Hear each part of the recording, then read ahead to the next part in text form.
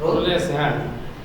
সুপ্রিয় দর্শক, আমরা এখন কথা বলছি তরুণ রাজনীতিবিদ এবং তারুণ্যের কণ্ঠস্বর হারুন রশিদের সাথে। ঈদ মোবারক। কেমন আছেন? আপনি ভালো আছেন? আলহামদুলিল্লাহ ভালো আছি। হারুন ভাই, প্রত্যেকটা মানুষের জীবনে ঈদ নিয়ে অসংখ্য স্মৃতি থাকে। আপনার জীবনের এরকম মজার একটি স্মৃতি এবং ঘটনা আমাদের একটু বলুন।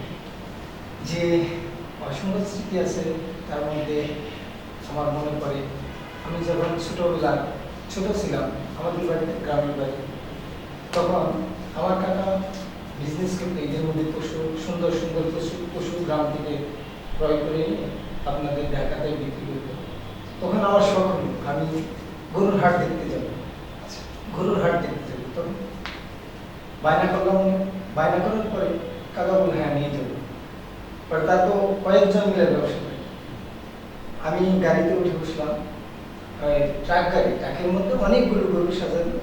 তখন ট্রাকগুলো আরো যে তার সঙ্গীর সাথে ছিল, গরুর গাড়িতে সাজায়, গরু পেশাব করে পায়খানা করে, দেখা যায় তাদের শরীর চেরাবার হয়, কাপড় চেরাবার হয়।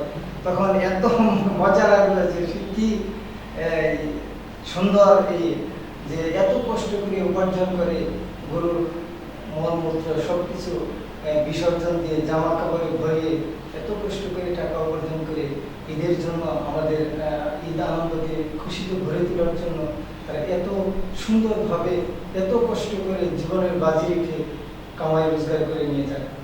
আর আরেকটি কথা, আমরা যখন ছোট ছিলাম দেখতাম ঈদ আসলে ঈদের মাঠে চারিদিকে কত দোকান বসতো, খেলনা দোকান বসতো, আমরা কিনতাম। কিন্তু এখন সেটা নেই।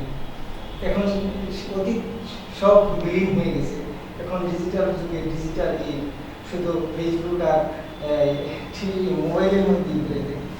আগের সেই আনন্দগুলো এখন আর খুঁজে পাই না। হারুন ভাই, আপনাকে অসংখ্য ধন্যবাদ। আপনি একজন তরুণ রাজনীতিবিদ হিসেবে প্রেসিডেন্ট জিয়াউর রহমানকে কি কাট কাট, এটা তো আরেকটা বিষয়, হ্যাঁ।